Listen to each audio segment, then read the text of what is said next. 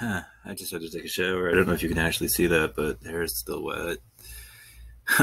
Yes, I do actually bathe. I gotta go get the nail clippers out too to actually clip these because, yeah, somebody gave me a good reason to actually do it. But, I wanted to just elucidate something. Try to find and collect my thoughts here. Give me a sec.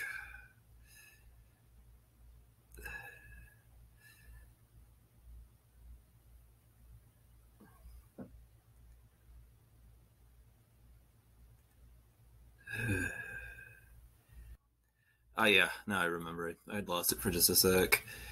I had to pause the video just so you didn't waste time. I'm on Disney's side in the whole conflict with Desantis. And I find that really odd because, truthfully, like I've never. I guess you could say I've been kind of more inclined to be in the Disney hater club than in the Disney fan club, to be honest with you, because I've always kind of had a negative view of them, and I guess it was just kind of like they used to kind of mock the way that they would alter stories, like make a story that used to be a sad story and do a positive one and spin it in that kind of direction, and turn it into something for the family friendly magic that they felt that it created in the whole thing. And that meant that like the Little Mermaid ended up with like a happy ending, and a whole bunch of shows that they took artistic freedom for, and the way that the old mythos would probably be like really horrified, if you could actually, if they understood that they were just about to, Disney was just about to get their hands on it and change it, and it was going to be Disneyified and everything. I was not really a fan of them as a company, and then I don't know. I mean, I kind of felt, as the son of somebody that suffered from alcoholism, that there really wasn't much of a support when Dad ended up working for them, for him, in particular. He used to work in our IT department. We spent a lot of time down there. The company just it didn't really offer much in the way of support as far as his recovery, the recovery from the whole thing. But I do believe that we had a few meetings with Alcoholics Anonymous, and I used to go with them and everything. Kind of makes me sort of regret that I didn't join up with Al-Anon during the time, but he passed over and everything, and I was not really a fan of Disney. I heard about a lot of the practices and the way that the ABC contract was horrible.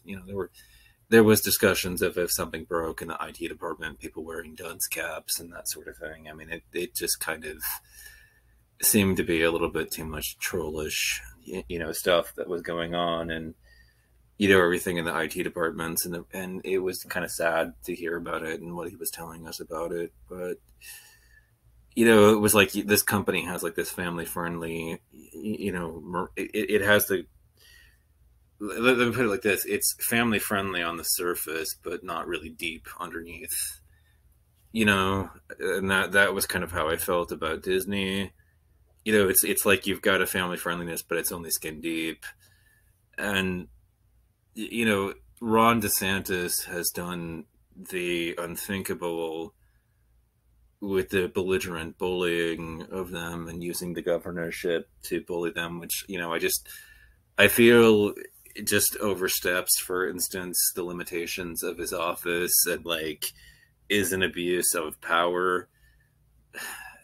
Furthermore, I have been known to at least have something of a desire to get back at the people who hurt me, which is one of the reasons when my friends tell me to run for office, I'm like, I don't really think I'm of the caliber to actually, run for office. But there are plenty of people who have vindictive qualities that, seem to think that's not a disqualifier from actual political power. And that's my sentiment in a big way. And it's one of the reasons why I really don't like DeSantis, because it's just making me think back to the passage and time period in which Bush was in office and Cheney leaked, to Robert Novak, that Valerie Plame was working for the CIA after, Joe Wilson actually punched a hole in the New York Times against his uranium yellow cake lies about Nigeria and Iraq and everything. Like, how dare anybody punch a hole in the narrative that Iraq, had anything to do with 9/11 or it was an imminent threat. and was, actually going to create weapons of mass destruction. And I would like to note that they still, after all this time, did not find the WMD that were supposed to be there at any point, and we are no longer in that war. Still have not found them.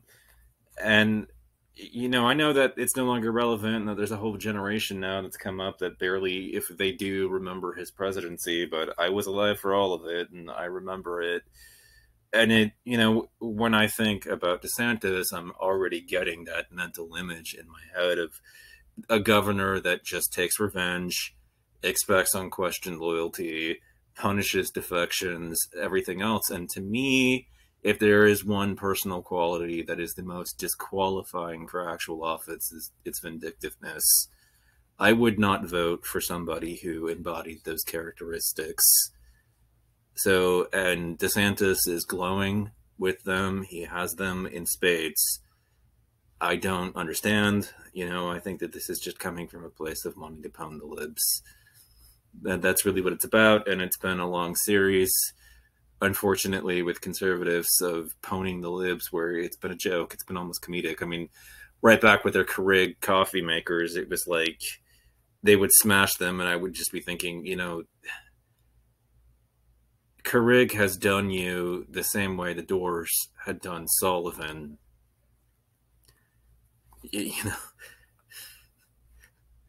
Really, that's exactly what I was thinking, because I know about old time culture, and that's exactly what hit me with it, because it was just like Keurig already has your money. So that little protest where they were smashing things, and now today they're going nuts about boycotting Chick-fil-A, and all I'm really thinking is, cheaper food is coming. And then they're also thinking about boycotting Target, which is like, I need to source products for my store. That would be a great place to go shopping. I mean, they're going nuts now. They're going on a spiral of attempting their little boycotts, and I'm just like, vampire capitalism, baby. That's an opportunity to, scoop up some of that inventory and resell it online.